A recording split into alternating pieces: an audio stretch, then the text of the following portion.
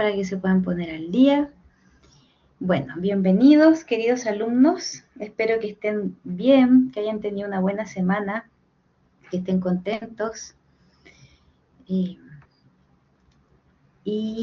cuéntenme, ¿cómo están? ¿Cómo están ustedes?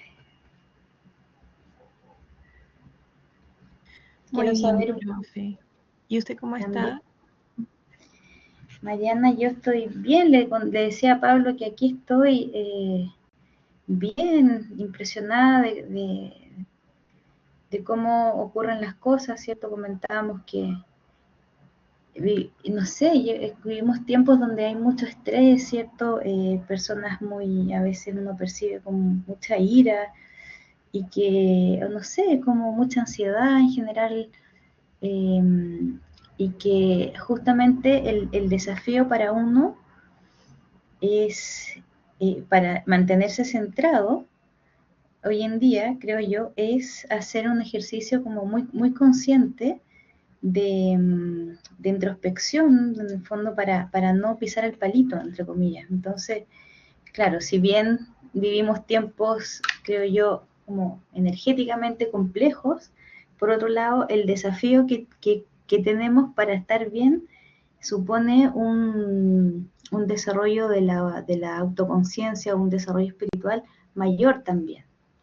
Así lo veo yo. Entonces, en síntesis, bien, estoy bien, creciendo. Eso te podría decir. Transformándome.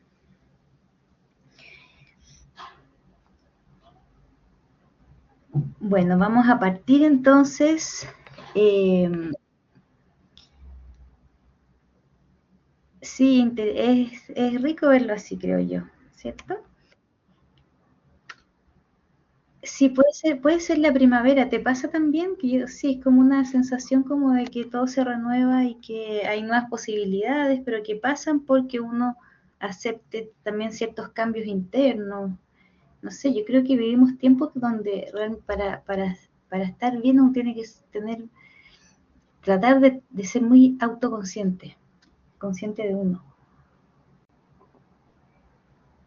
Miren, y a propósito de esto quiero partir ahora, antes de que empecemos con el comentario del soneto de Rilke sobre la casa que habíamos prometido, les quiero dar algunos datos que me quedaron pendientes de la clase pasada, ¿se acuerdan? Unas citas. Entonces, miren, la primera es esta de acá, para que ustedes si les interesa, la guarden, lo anoten, porque creo que puede ser información valiosa para algunos. Yo les dije que había una frase de Jesucristo, ¿se acuerdan? Del Evangelio, de la Biblia en realidad más bien, que a mí se me venía a la mente cuando escuchaba estas ideas acerca de la poesía, ¿cierto? Lo que vimos la clase pasada, estas posibilidades como infinitas que tiene la poesía, esta capacidad de volver a nombrar la realidad, de volver a nombrar las cosas y mostrarnos las mismas cosas de siempre desde una nueva perspectiva. Bueno, la encontré acá. No sé si además estará en el Evangelio de San Juan.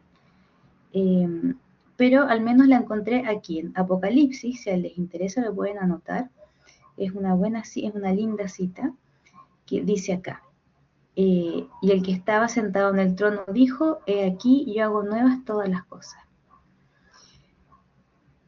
Y después, bueno, dice, hecho está, yo soy el alfa y la omega, el principio y el fin. Entonces, bueno, yo rescato acá, esto no tiene nada que ver con algo religioso, ¿ya? Es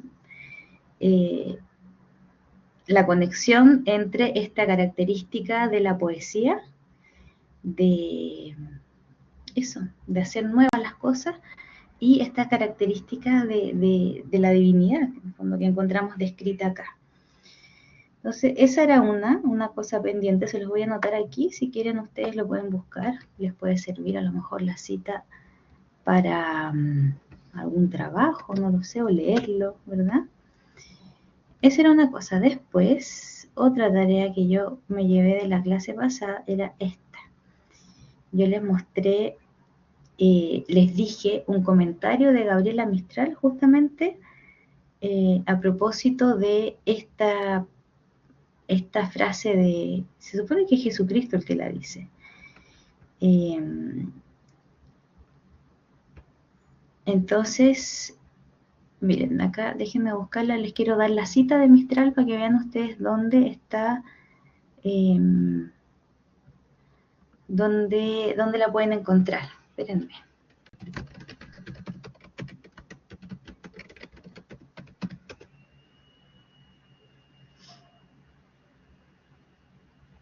Claro, lo que pasa es que el Apocalipsis lo escribió San Juan, el mismo que escribió el Evangelio de San Juan. Entonces, yo creo que por eso yo asocié San Juan con esa frase, en realidad, pero es del Apocalipsis. Espérenme, acá la tengo, la frase acá. Dice, en este libro que les estoy mostrando yo ahora, que les voy a dar el link, porque está en internet y es un texto maravilloso. Al que le interese conocer más de Gabriela Mistral, le aconsejo mucho que lea este ensayo, porque es una compilación excelente de publicaciones hechas por Gabriela Mistral en revistas extranjeras, que en el fondo con afirmaciones que se conocen poco. Y es breve, los autores van haciendo comentarios y acá justamente ella expresa gran parte, o sea, esta compilación que se hace, gran parte de su pensamiento social, que es algo que se conoce poco de Gabriela Mistral. Se tiende a conocer, claro, los poemas clásicos, ¿cierto? Sus vicecitos de niño, los que se relacionan con la maternidad, con el hecho de ser maestra de escuela, sí con la tierra, lo más básico, pero ella tiene un pensamiento social súper potente que tiene que ver con una visión como un ideal indoamericano que ella promovió y sostuvo durante los años que vivió fuera de Chile. Y cuando uno empieza a comprender este pensamiento de ella, indoamericanista, se da cuenta de que la fundamentación tiene que ver con una visión del mundo, con una especial de ella, con una metafísica o cierta religiosidad que se puede nombrar como la religión de la tierra. Entonces, en este ensayo que les estoy mostrando, se explica bastante bien esta dimensión espiritual que ella atribuye a la tierra, ¿me entienden? Al terruño, a los árboles, las plantas, lo relaciona con la educación y bueno, con la esencia del latinoamericano. Entonces es precioso. Está ese poema, lo podemos leer después si quieren, espérenme. Y exactamente la cita que yo les decía, el comentario que ella dice, déjenme buscarlo aquí. Sobre a propósito de esta frase que les acabo de leer del Apocalipsis de San Juan, ¿ya? No, a propósito, perdón, del inicio del Evangelio de San Juan, que dice en el comienzo era el verbo, ¿ya? Ella dice en el comienzo era la tierra, ¿ya? Y esta afirmación está acá, solo que ahora no la encuentro. A ver, tiene que estar mucho más abajo. ¿Me escuchan bien o no? Sí, profe, se escucha. Ya, vamos bien. Si tienen dudas, pregúntenme. Me van siguiendo el hilo de lo que les voy mostrando, ¿no?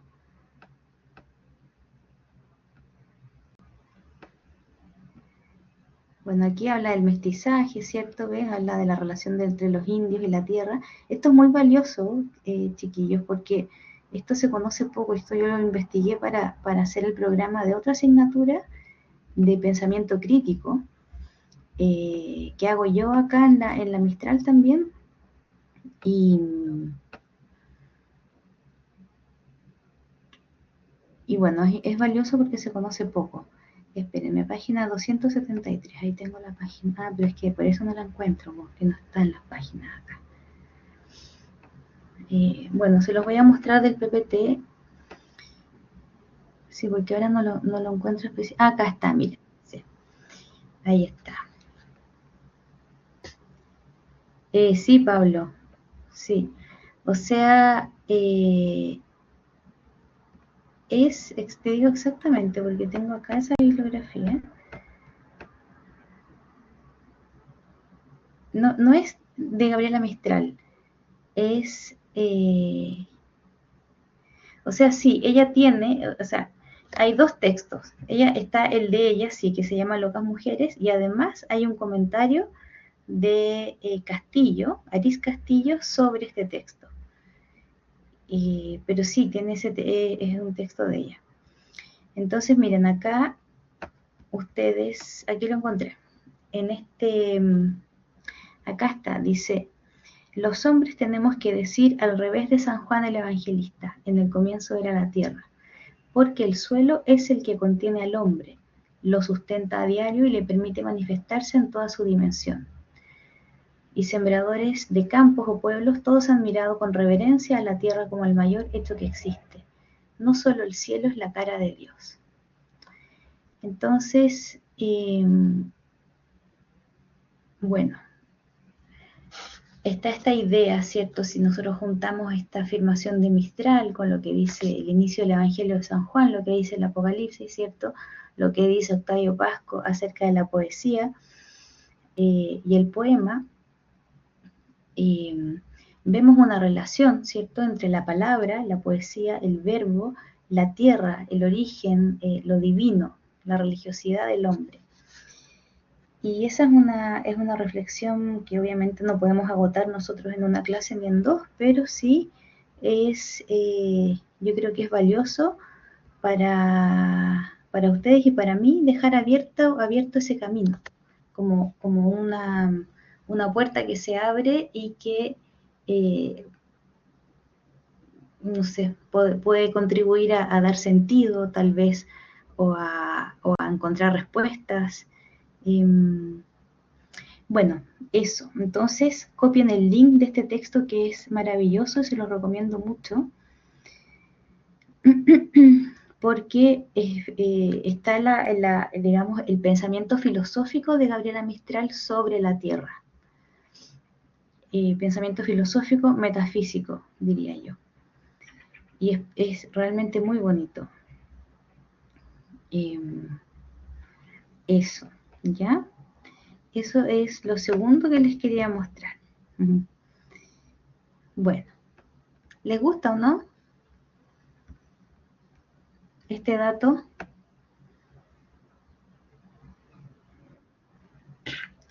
Interesante, ¿cierto? Y bueno, lo que me queda pendiente son estas definiciones que yo les quería mostrar del diccionario de María Moliner en comparación con la RAE, ¿ya? Porque eso, como les digo, tengo las fotos, pero tengo que sacar del celular, no sé cómo hacerlo. Bueno, y sí, es impresionante su pensamiento. Ella es filósofa y es impresionante también lo poco que se conoce acá. Digo, para la potencia que tiene su pensamiento, yo de repente pienso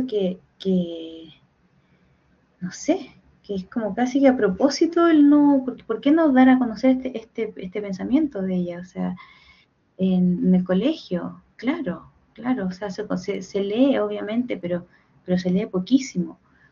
Por ejemplo, eh, es totalmente antisistema, y que tal vez por eso no se la da a conocer más, porque es antisistema.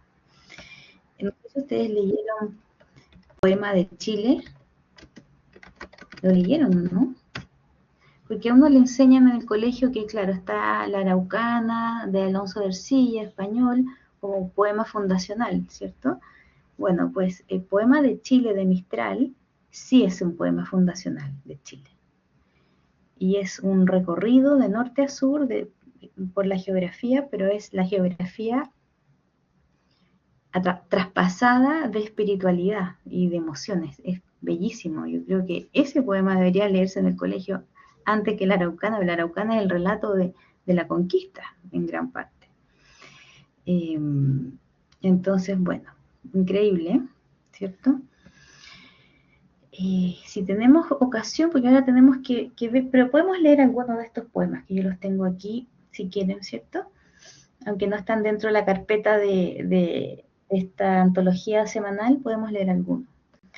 Entonces, bueno, cuéntenme, ¿pudieron leer algunos de ustedes este soneto de Rilke que les dejé, donde habla sobre matar animales, sobre la caza? ¿Lo leyeron o no? Un poco, una lectura rápida.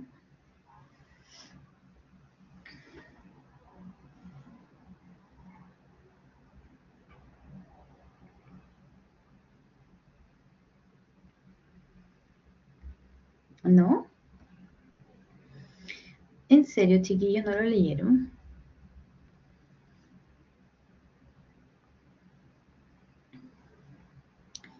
Bueno, se los dejo de tarea, ¿ya? Porque ese tema, pero lo copiaron, ¿cierto?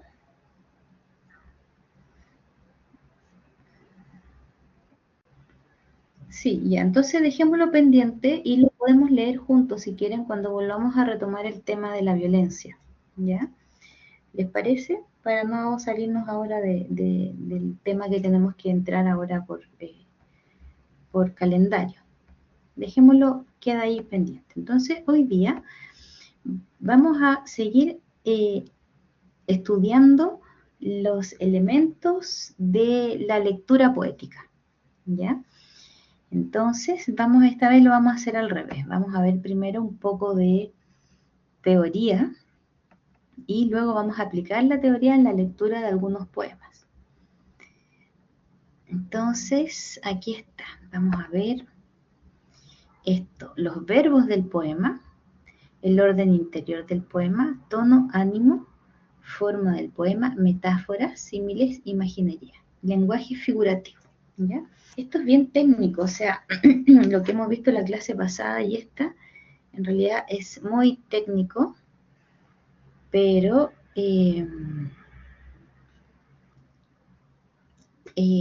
bueno, a veces hay que tener ciertos conocimientos teóricos, ¿cierto? O técnicos para poder, eh, bueno, acercarse mejor desde una comprensión cabal, ¿cierto? O intelectual, ¿verdad? No es necesariamente algo negativo el hecho de estudiar teoría. Entonces, bueno, decíamos nosotros la clase pasada, ¿verdad? Que la poesía requiere ser leída de una manera especial.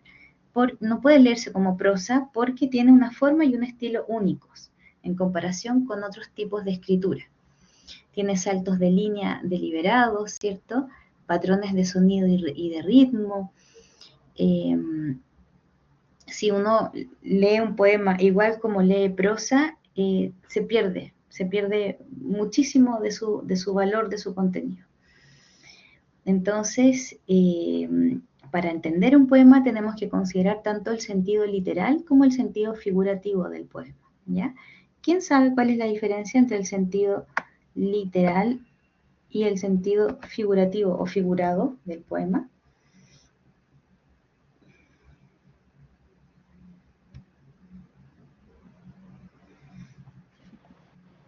¿Alguien sabe?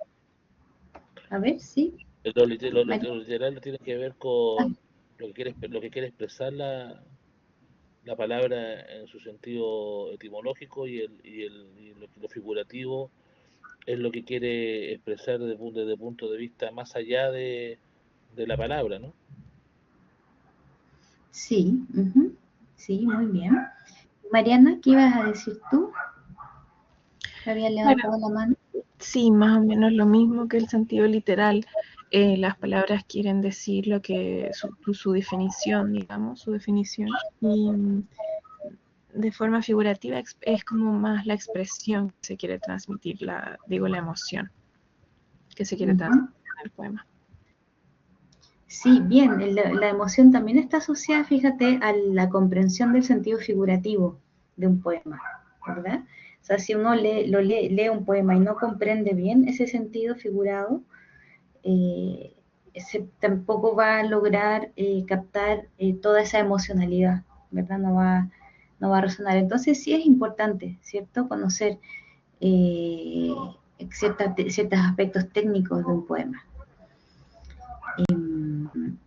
Así logramos entender tanto el fondo como la forma, ¿ya? El estilo y el contexto.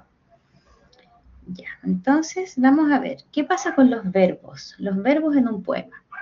Los verbos, como ustedes saben, ¿cierto? Lo aprendemos en el colegio y lo vivimos a diario, implican acción, tiempo y son la columna vertebral del poema, ¿ya? Verbos son acciones. Nosotros en el colegio tipo séptimo básico, más o menos, sexto, séptimo, vemos gramática, los verbos, el modo imperativo, que es el que manda, el modo indicativo, el modo subjuntivo, y vemos los tiempos que son presentes, ciertos pasados, hay distintos tipos de pasado, el pluscuamperfecto, ¿se acuerdan? El pasado simple, el pretérito perfecto simple, el pretérito imperfecto, ¿se acuerdan o no? Estoy nombrándolos para que hagan un poquito de memoria. El futuro, ¿verdad? El condicional, ¿cierto? Hay verbos que se le llama forma verbal porque en realidad son compuestos. Por ejemplo, he participado, ¿verdad? Hay dos formas verbales ahí, ¿cierto? El verbo ser y el verbo participar como participio. Está el participio, está el gerundio también, que es el verbo en tiempo presente. A propósito, aprovecho de hacerle el comentario, ya que salió la palabra gerundio. Gerundio es un verbo, esto entre paréntesis ya, porque como me imagino que vieron, les corregí sus ensayos de la Solemne 1 y ya les envié la retroalimentación y subí la nota al portal. Estaban muy buenos en general, ¿ya? O sea, se nota que la gran mayoría lo hizo con dedicación, que le gustó hacerlo. Yo noté en algunos que lo hicieron más de lo que se pedía, así con toda la motivación, y eso me encantó por ustedes. Pero a algunos les hice una corrección de gramática, y es esta justamente, y es que el gerundio es un verbo, por ejemplo, yendo, les voy a poner aquí algunos gerundios, comiendo, son verbos que dicen una acción que está ocurriendo en el instante, en un presente continuo, es el presente continuo. Por ejemplo, yo estoy hablando mientras, yo estoy hablando y mirando la pantalla del computador, ¿cierto? Hablando y mirando son dos acciones que yo estoy realizando en forma simultánea. Por lo tanto, es correcto ocupar el gerundio.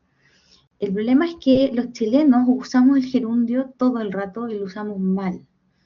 Entonces, algunos tienen la corrección en su ensayo, y es que nunca se parte una oración, una frase, un párrafo, nunca se comienza a decir algo con un gerundio, ¿ya?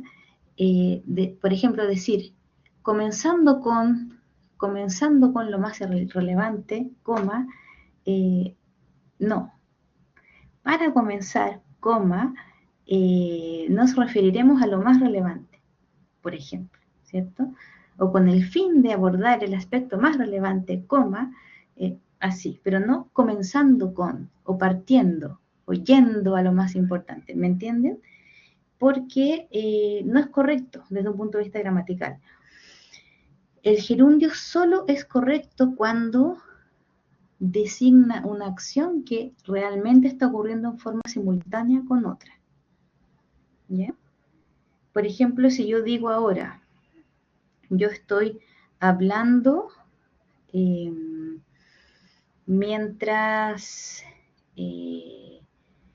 no sé, yo estoy hablando mientras, no se me ocurre nada ahora, no se me ocurre, a ver, yo estoy hablando mientras pienso, yo estoy hablando mientras planifico lo que estaré cocinando, mal, ¿verdad? No es verdad, no estoy pensando en eso, pero no está bien usado porque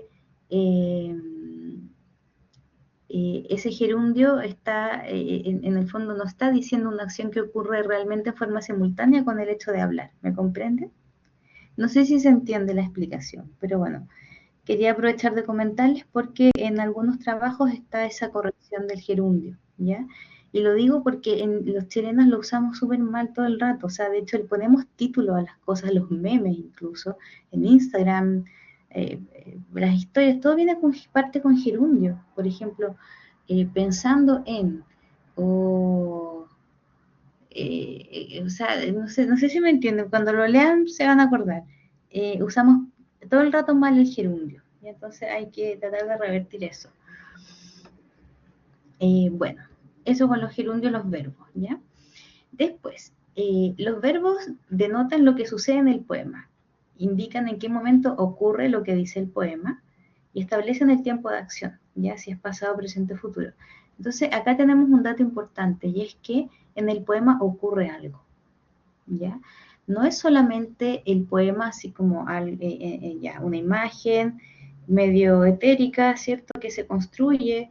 No, el poema es un relato de un acontecimiento, algo ocurre.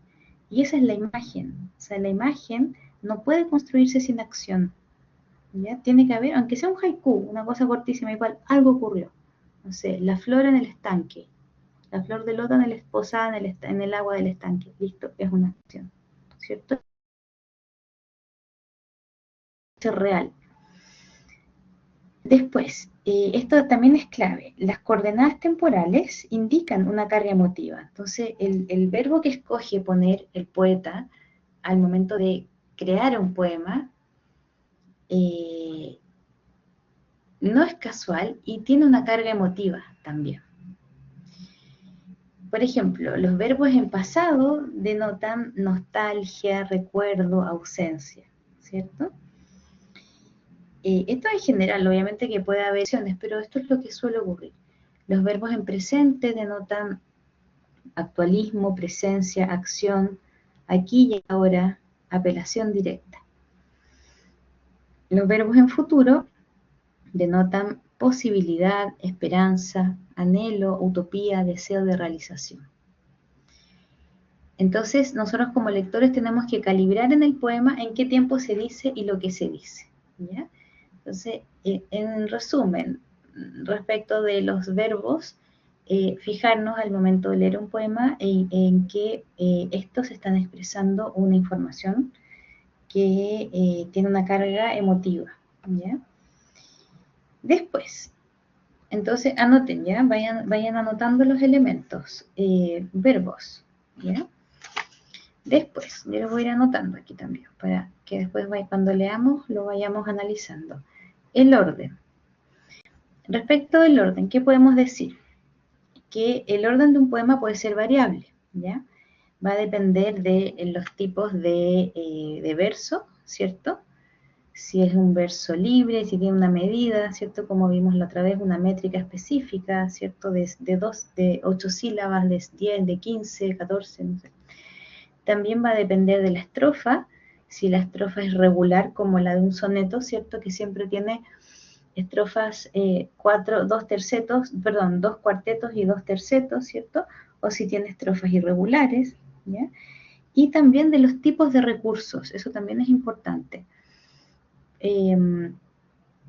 ¿Por qué? Porque los tipos de recursos también influyen en la métrica de los versos. Hay, por ejemplo, las anáforas, los encabalgamientos, las repeticiones también. ¿Se acuerdan cuando hicimos clases atrás el ejercicio de contar los versos de un poema? ¿Se acuerdan o no? Y que vimos que era difícil y que al principio no era tan fácil achuntarle a la métrica. Porque eso pasa por los encabalgamientos, justamente. Porque es que es difícil, porque en el fondo hay que saber un poco de gramática, en qué partes, cuando ciertas combinaciones de vocales de la A con la E se lee todo junto y las sílabas se fusionan y en vez de ser dos, son una, ¿verdad?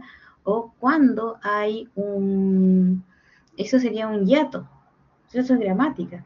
Cuando hay un diptongo también, ¿cierto? Porque en función de esas reglas gramaticales se producen estos encabalgamientos que transforman la métrica. Y eso es un conocimiento súper técnico y es, en el fondo, es así nomás.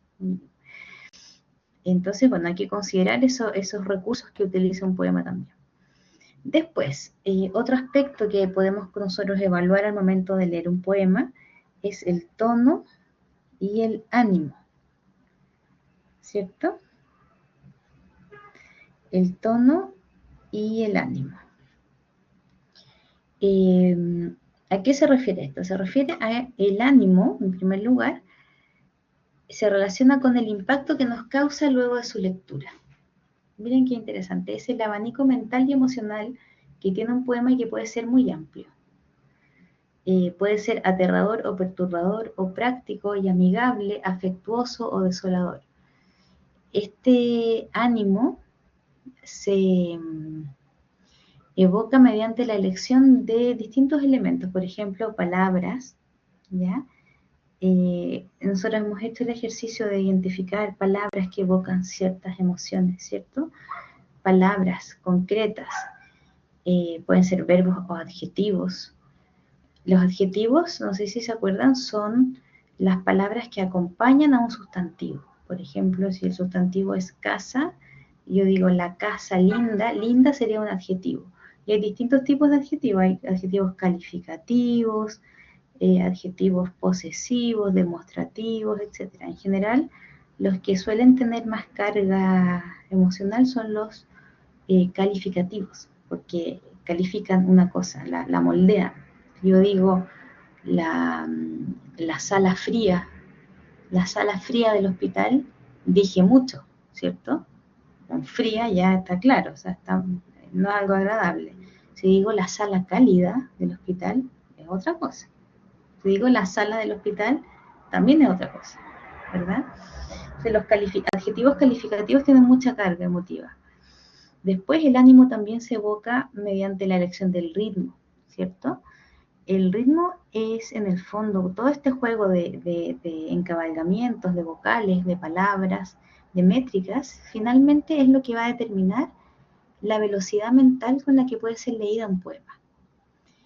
Y eso también tiene relación con el ánimo, obviamente. ¿Ya? Si es muy rápido, a lo mejor me puede transmitir angustia, ¿cierto? No sé, ansiedad. Si es demasiado lento, puede ser tristeza, como ensimismamiento, ¿cierto? Después también las metáforas, ¿ya? Las figuras literarias que haya, comparaciones, analogías que hay entre las cosas, todo eso también va sumando al ánimo que evoca un poema, y las descripciones, ¿ya? Después, entonces, identificar el ánimo ayuda obviamente a acceder a un significado más profundo de ese poema. Fíjense que es importante esto que sale acá, dice que es el impacto que nos causa luego de su lectura, que nos causa, o sea, lo que a mí me pasa, lo que a ustedes les pasa por dentro al leer un poema, sí es importante y sí es real, sí es objetivo.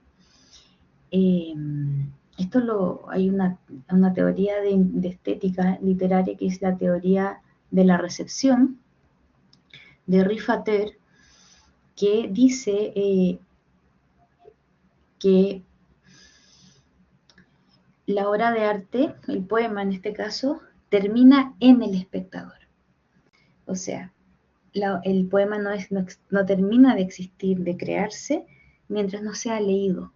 Y es en la lectura y en eso que produce en el espectador donde termina el ciclo comunicativo. Entonces, lo que le pasa al espectador o al lector es súper relevante y es parte de esa expresión poética. no es casual, no es que sea todo subjetivo y que yo siento esto y tú sientes lo otro y cada uno con lo suyo, no. Lo que le pasa a un lector tiene que ver con lo que dice el poema y lo que le pasa a otro lector tiene que ver también con lo que dice el poema.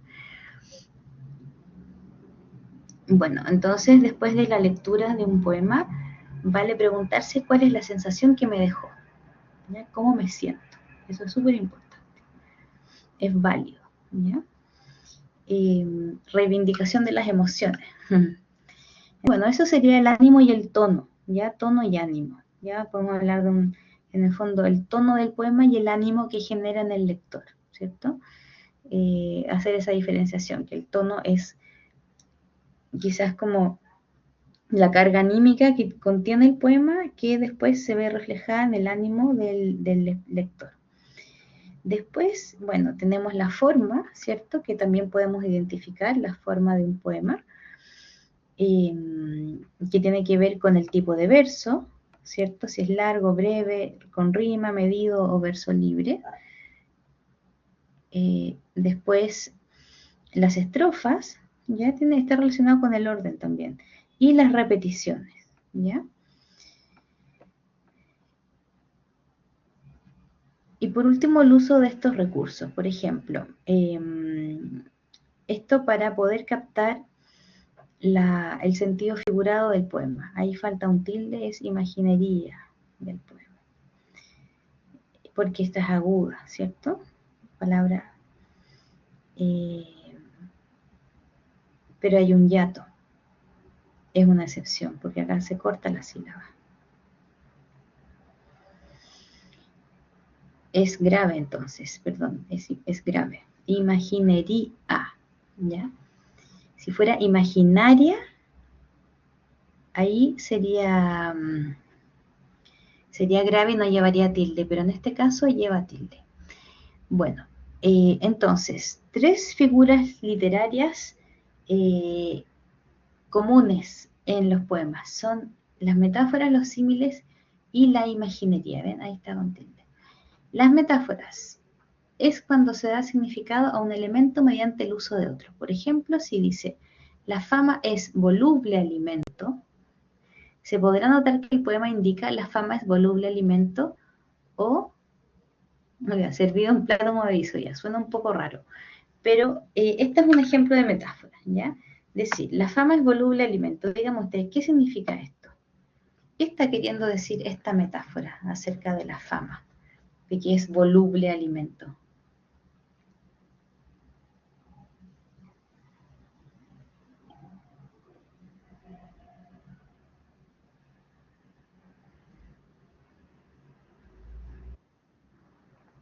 Sí, Pablo. Sí, que la fama es como, a ver, es que es como caprichosa, que es como, que puede ser y no puede ser. O sea, puede que te haga bien ese alimento como fama, pero puede que también te haga mal. O sea, tiene 2 direcciones. Ya, bien, esa puede ser una lectura, ¿cierto? Voluble alimento, claro, que no sabemos si es tan nutritivo o no, si hablamos de alimento, estoy tomando agua. Bien, después, ¿quién más? A ver, ¿quién nos dice algo? Que se consume rápido, bien, o se dispersa, ¿cierto?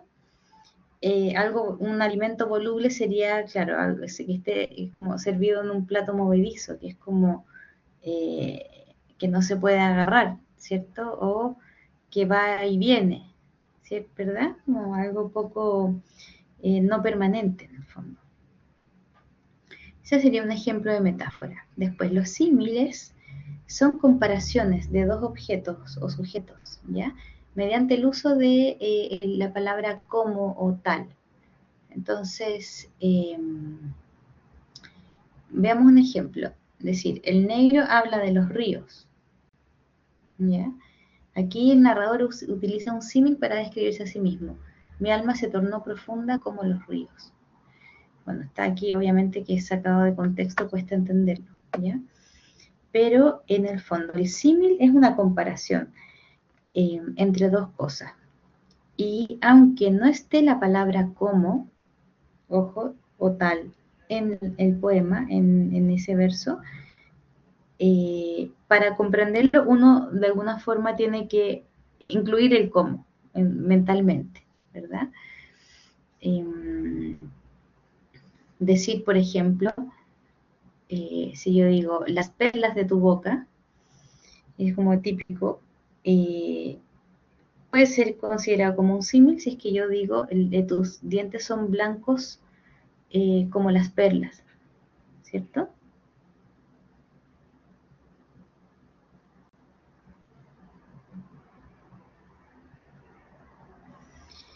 ¿Se entiende?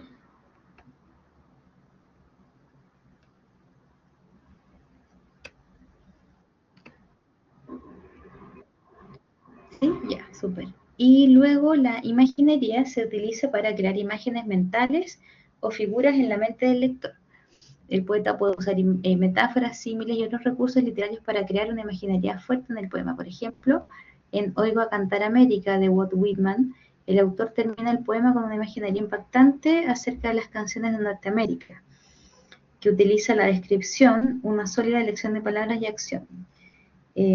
Cantan con las bocas abiertas sus potentes canciones melodiosas. Claro, se fijan que eso crea una imagen mental, cantan con las bocas abiertas sus potentes canciones melodiosas. O sea, yo escucho eso y me imagino personas con la boca abierta cantando, pero a todo pulmón, ¿cierto? Entonces, bueno, se construye una imagen mental. Y eso es imaginería, cuando se potencia la imaginación en el espectador. Entonces, bueno, todos estos recursos crean un significado, ayudan a construir un significado más profundo dentro de un poema. Entonces, para comprender el lenguaje figurativo del poema, hay que primero buscar cualquier referencia que tenga a eventos históricos o literarios. Eso lo vimos en la clase pasada, ¿cierto? Si hay palabras que no entiendo, si se menciona algún personaje, no sé quién es, lo tengo que buscar en un diccionario o en internet, tengo que llegar a esa información. Después también buscar figuras históricas o literarias conocidas, claro, si aparece algún nombre de una persona. Buscar referencias temporales, espaciales o de lugares. Lo mismo, si hace alusión a algún evento histórico, etc. Todo esto si acaso el poema otorga alguna información contextual que sea necesaria, claro. O sea, si es que hay alguna palabra que me genere duda, si no, no. Entonces vamos ahora a aplicar esta información en la lectura de algunos poemas, ¿ya? Acá. Estamos nosotros leyendo de esta antología, ¿se acuerdan? La semana pasada alcanzamos a leer algunos, espérenme, déjenme agrandarlo un poquito más. Acá. Este lo leímos, ¿cierto? Sí, lo leímos y escuchamos Sí. la canción. Escuchamos la canción que puso Carlos, ¿verdad? Sí. Al silencio lo leímos también, ¿verdad? Tarde en el hospital ya lo leímos también. Días de otoño, de Rilke. Leamos este, ¿les tinca? Y vamos analizándolo a la luz de esta información que acabamos de conversar. ¿Quién quiere leer este poema de Rilke? Que debimos haberlo leído, ¿cierto? En abril, en un día de otoño. Fue el 18, ¿verdad? Pero ya empezando la primavera. ¿Quién tiene ganas de leer? ¿Alguien quiere?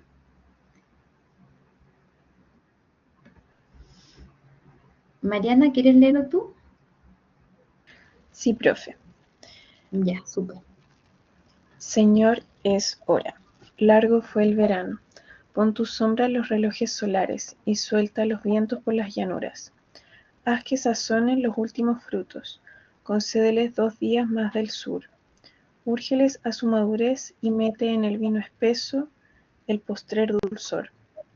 No hará casa el que ahora no la tiene. El que ahora está solo lo estará siempre. Velará, leerá, escribirá largas cartas y hay que bajarlo un poquito. Sí. Y deambulará por las avenidas, inquieto como el rodar de las hojas.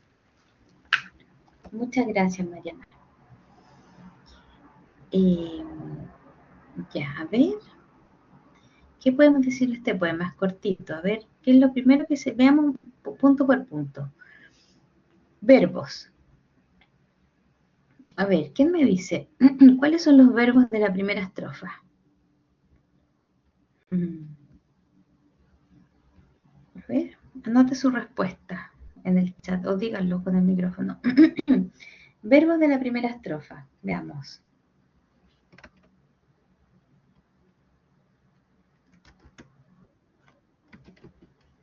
Es, fue. A ver, veamos. Pon. A ver, veamos. Primer verso es, muy bien. Fue también es verbo. Segundo verso, pon tu sombra en.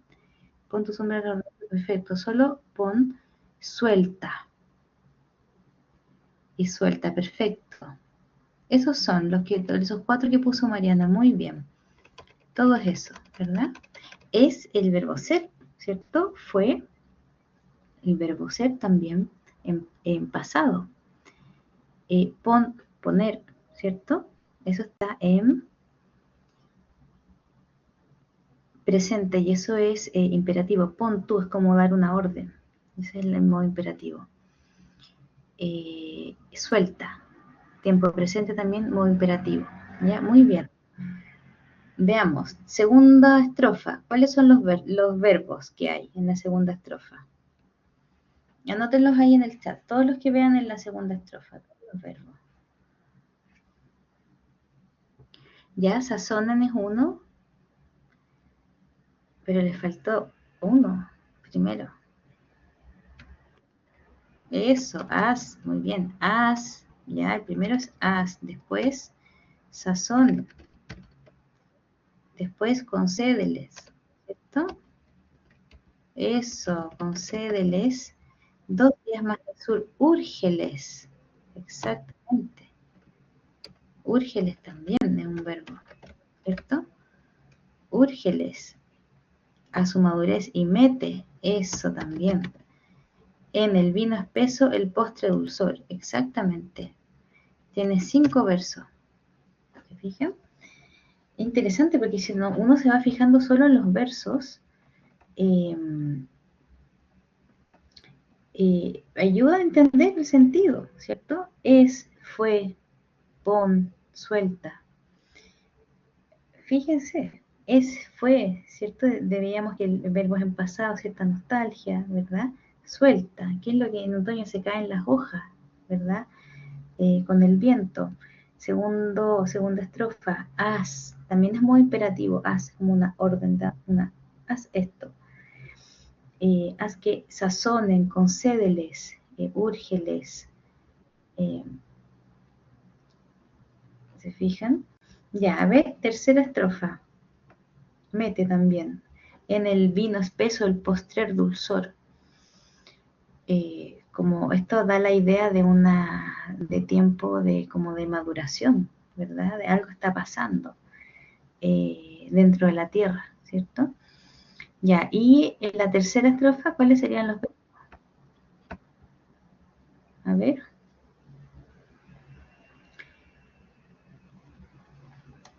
A ver, ¿quién los dice todos? El primero, ¿cuál será? A ver, María Raquel. Hará, muy bien. El que ahora no la tiene. No hará casa el que ahora no la tiene. Tiene, te faltó tiene en el primer verso. Hará, tiene. El que ahora está solo lo estará, ¿cierto? Muy bien siempre. Velará, leerá, escribirá, muy bien.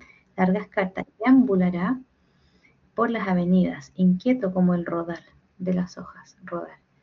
Perfecto, eso, hará, tiene. Estará, está, velará, leerá, escribirá, deambulará, rodar. Ya, tenemos los verbos, ¿cierto? Con la sola lectura de los verbos, ¿qué vamos no, comentemos primero, dejemos los verbos ahí esperando. Veamos al orden. ¿Tenemos estrofas regulares o irregulares?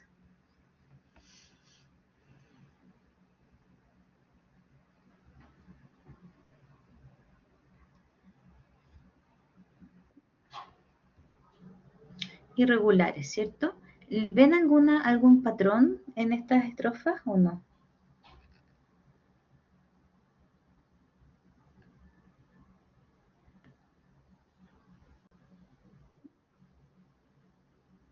Eso, se añade un verso en cada estrofa, ¿cierto? Tiene su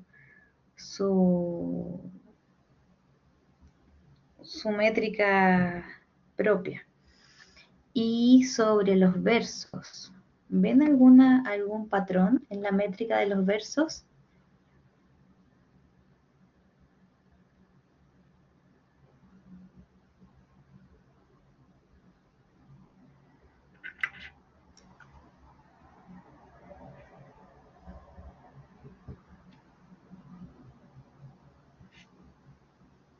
¿Ya?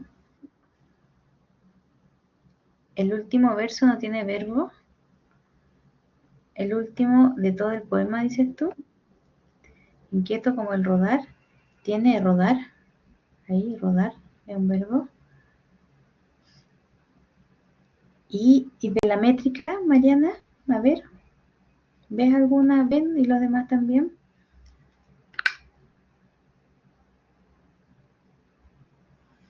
¿Ven alguna métrica de versos?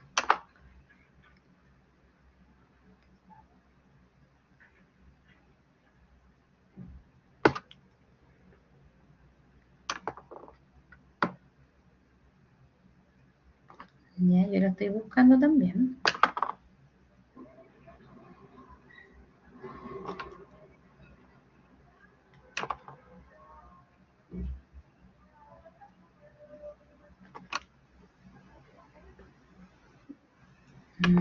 A ver.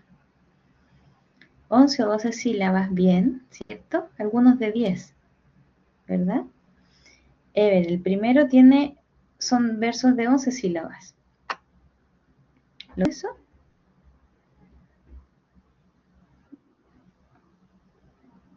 Sí, ¿cierto? Espérame que...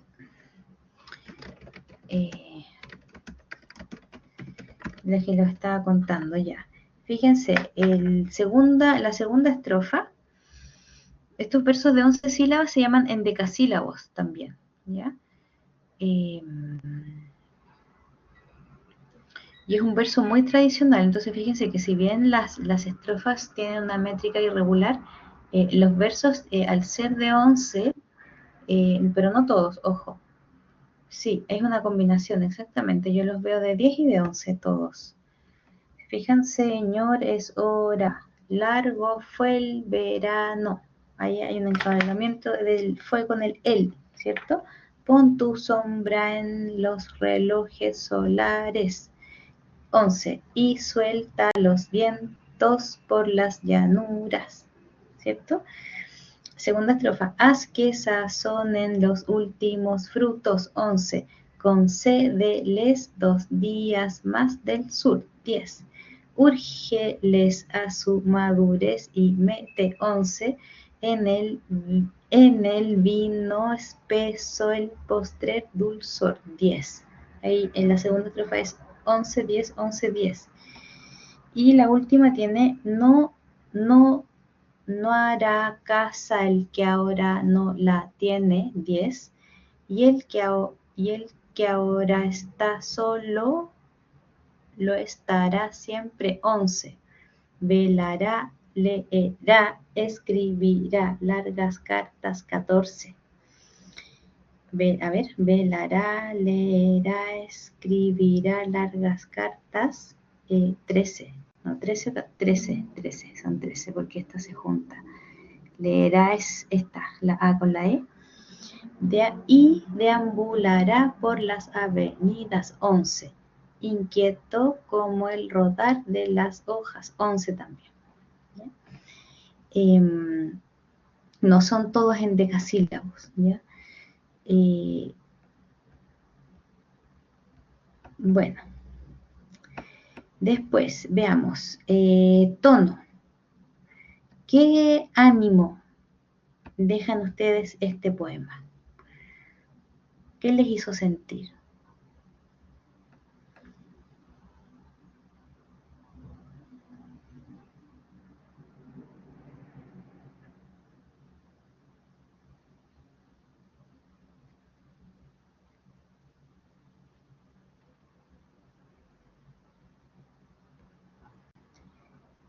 ¿Qué les evoca? ¿Qué emociones les evoca este poema?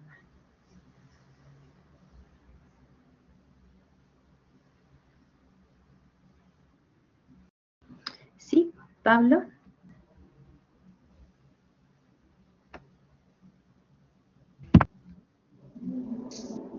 Sí, sabes que yo, así, a priori, como ya el tono y esa como musicalidad, es como parece que fue así como un Padre Nuestro de repente, porque está eh, pidiendo, o no sé, implorando, de alguna forma que pasen todos estos sucesos, pues que sazonen los últimos frutos con celes 2 días más del sur. Está como pidiendo ahí a la naturaleza o al otoño que se extienda un poco más el dulzor de todo esto. Ya, muy bien. Sí, tienes razón, tiene como un tono como un poco nostálgico, ¿cierto? Como dice Mariana, tristeza del tiempo que avanza sin detenerse, ¿cierto? Y como si el otoño fuera un tiempo donde eh, no se puede construir de alguna forma, es como que todo se está yendo, ¿verdad? Y claro, como el rodar de las hojas, como las hojas del viento, dice, no hará casa el que ahora no la tiene, ¿cierto? Como que es un tiempo de espera, ¿verdad? Bien, ¿qué más? ¿Qué más? Como un implorar también, sí, tienes razón. Claro, concédeles 2 días más del sur, ¿cierto? Claro, uno podría preguntarse a quién le habla. Eh, ¿A quién le habla el hablante? A ver, está bien, bien gráfico en realidad. Es el interlocutor. A Dios, ¿cierto? Dice Señor, ¿verdad? Claro que es como una plegaria, ¿cierto? Señor, es hora. Eh, eso. Entonces, fíjense, ¿de qué forma creen ustedes que los verbos contribuyen a crear este ánimo, este tono particular de este poema?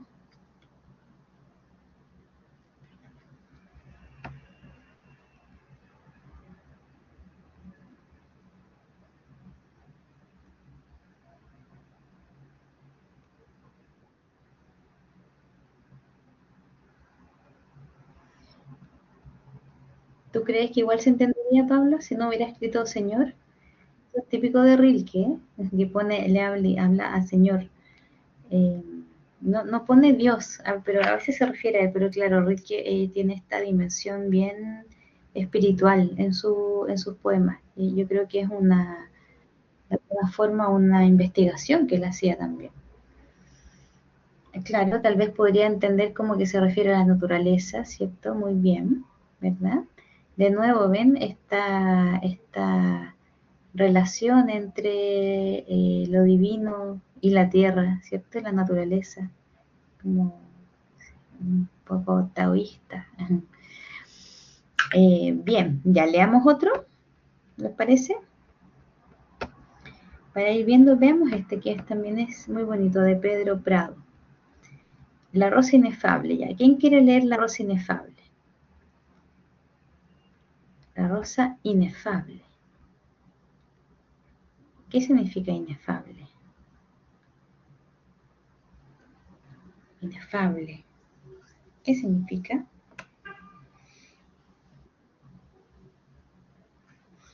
Que no se equivoca, ¿sí?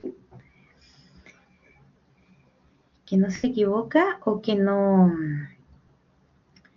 se puede nombrar, que no se puede tocar.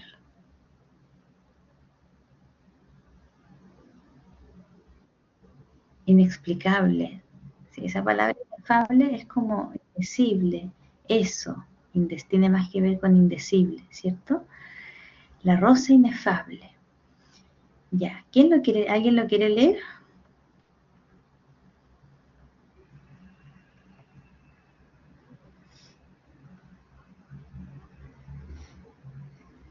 ¿No? ¿Tan tímidos hoy día?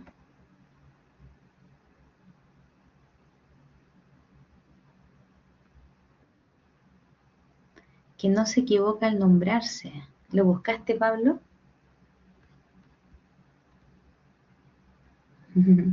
Que no se equivoca al nombrarse.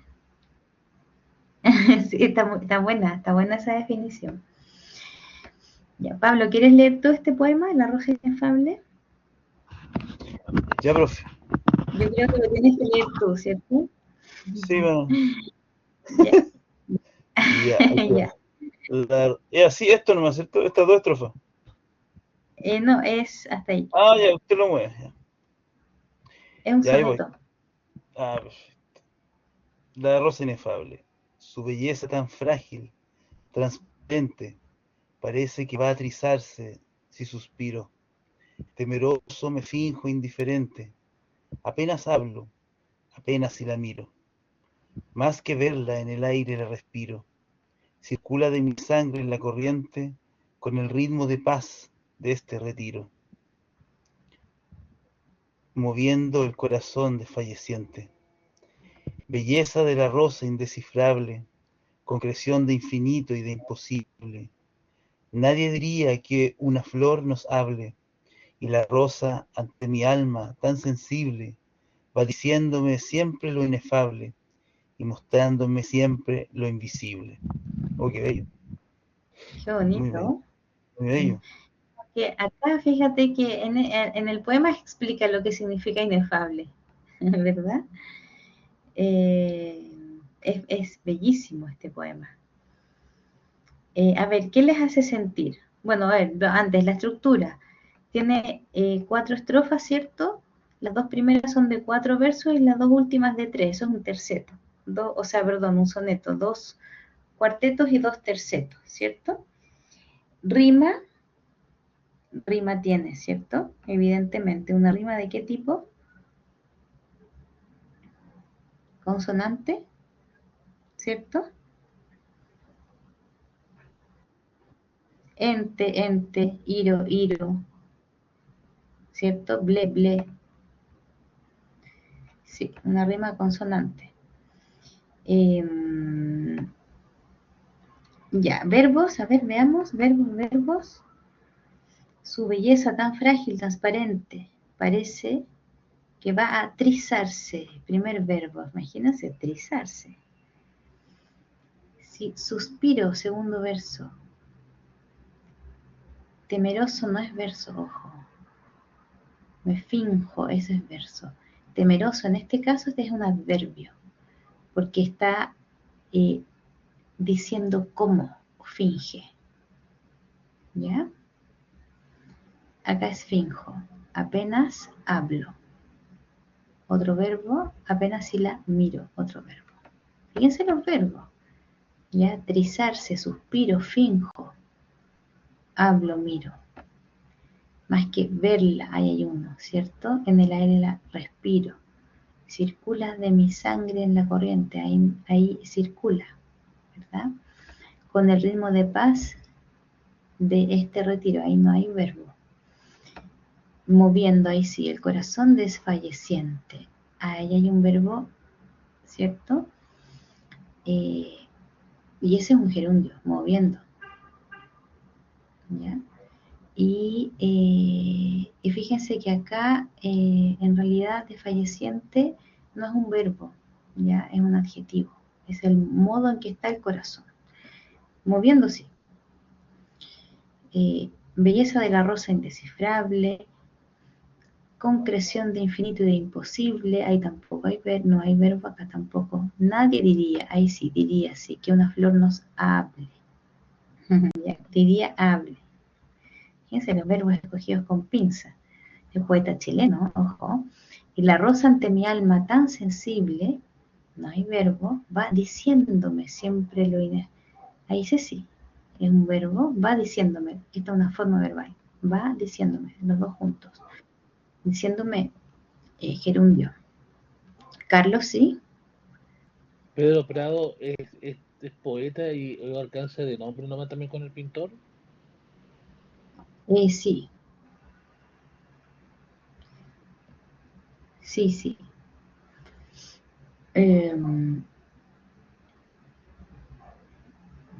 Sí, es un alcance de nombre.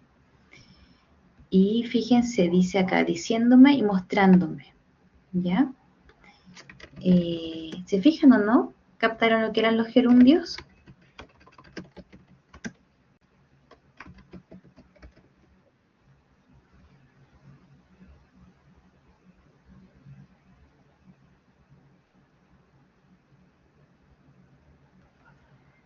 Ya, entonces ahí tenemos los ya. ¿Y qué les evoca este poema? Así, ¿cuál podría ser el tono y el ánimo que ustedes pueden deducir?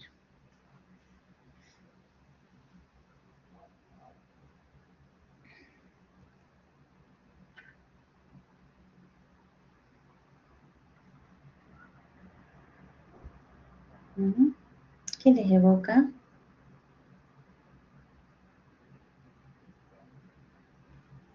A ver.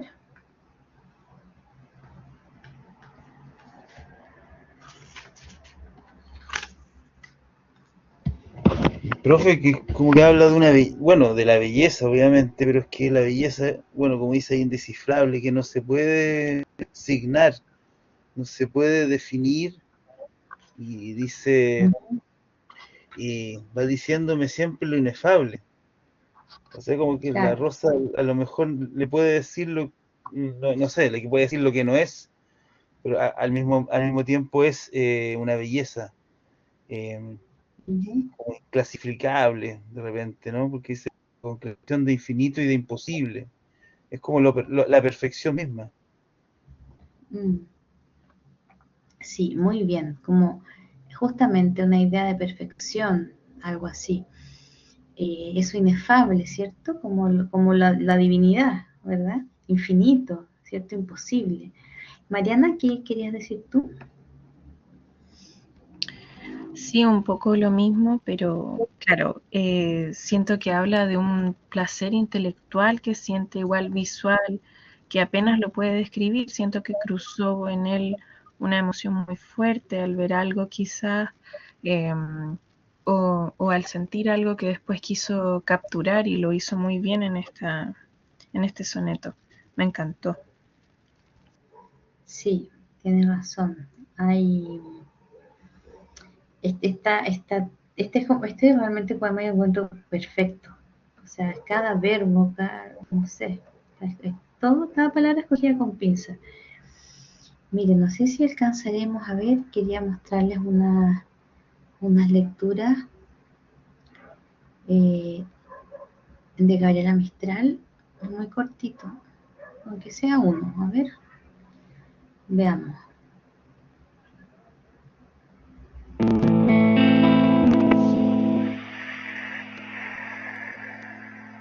Meciendo, el mar sus millares de olas mece, divino. Oyendo a los mares amantes, meso a mi niño. El viento errabundo en la noche mece los trigos. Oyendo a los vientos amantes, meso a mi niño. Dios Padre sus miles de mundos mece sin ruido. Sintiendo su mano en la sombra meso a mi niño.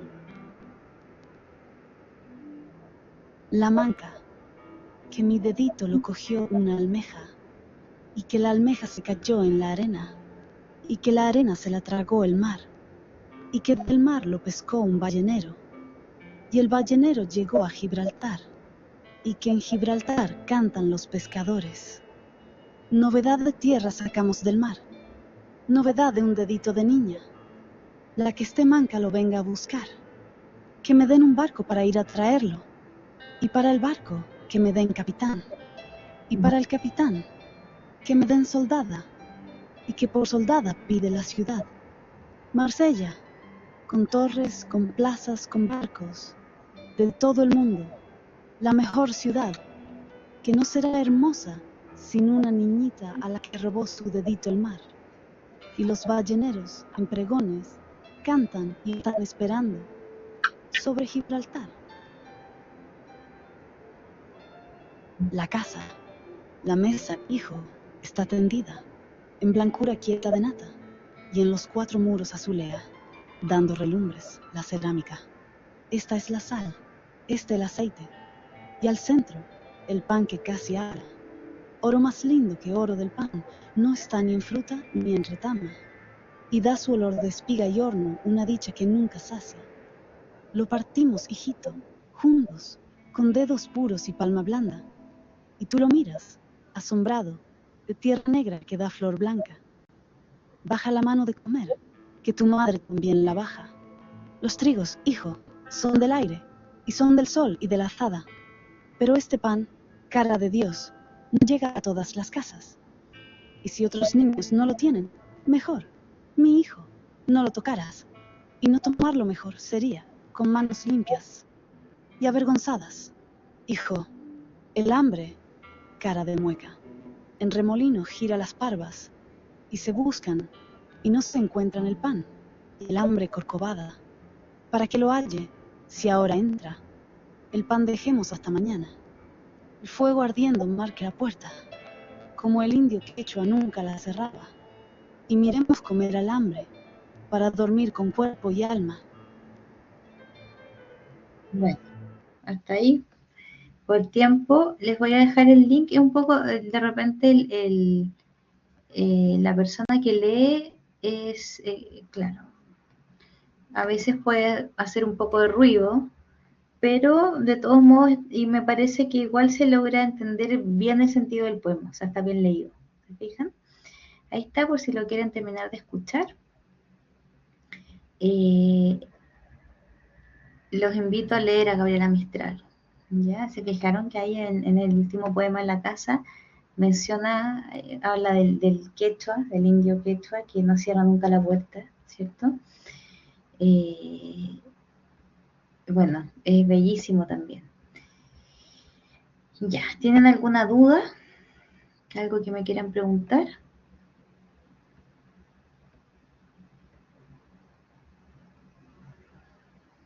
¿No?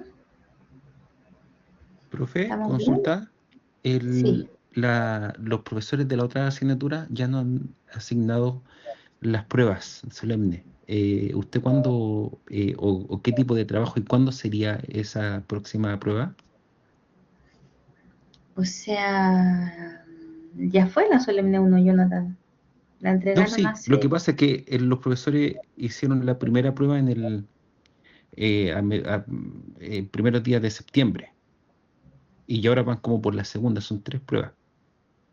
Ah, veamos pasemos la lista y vemos el calendario, porque ahí están las evaluaciones. Están todas las fechas de las evaluaciones en el calendario de curso. Las puse en la primera semana.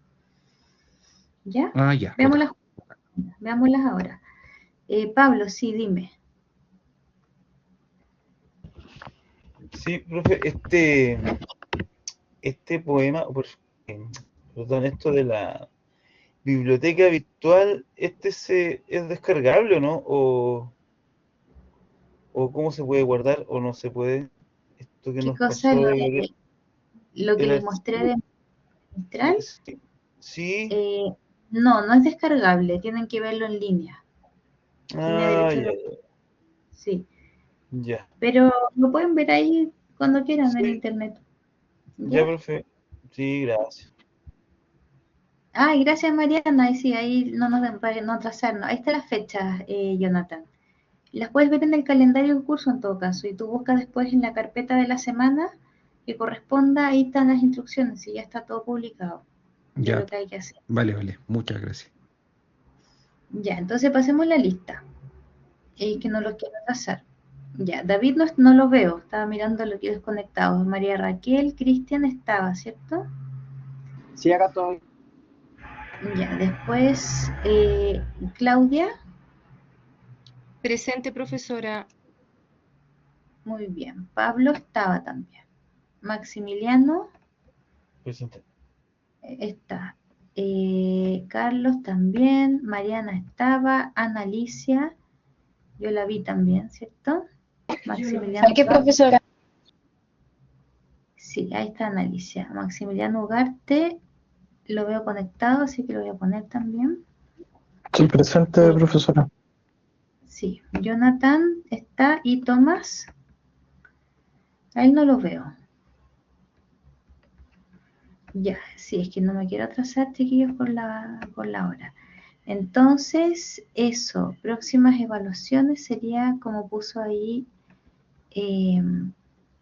espérenme, ya, ahí está guardado.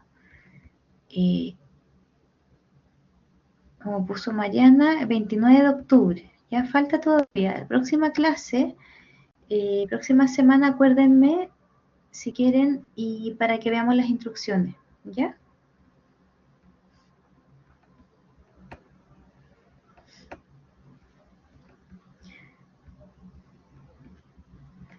A ver, volvamos acá. Miren acá. Bueno, sí. Acá si te fijas, puedes ver, Jonathan, aquí. Próxima evaluación, dice ahí, si vemos el detalle, control sumativo escrito. Entonces, si eso es en 3 semanas más, estamos en la semana 9. Tendríamos que ver en la semana 12, solo se los quiero mostrar ya, por si quieren ir viendo qué es, y la próxima semana lo vemos con calma. Semana 13, ¿verdad? Porque la semana del 18 no cuenta. Aquí. Lo voy a publicar, ¿ya? Ese es. La que está en la semana 13. Entonces vayan leyendo ustedes las instrucciones. Próxima semana lo leemos juntos y vemos dudas, etc. ¿Les parece bien? Ya, para no demorarnos ahora. Próxima semana lo vemos. Bueno. Es un control, sí. Control escrito. Bueno, que les vaya súper bien. Gracias por conectarse. Ah, espérame, alguien me pidió mi correo. Carlos parece, pero me acabo de acordar. Este es mi correo.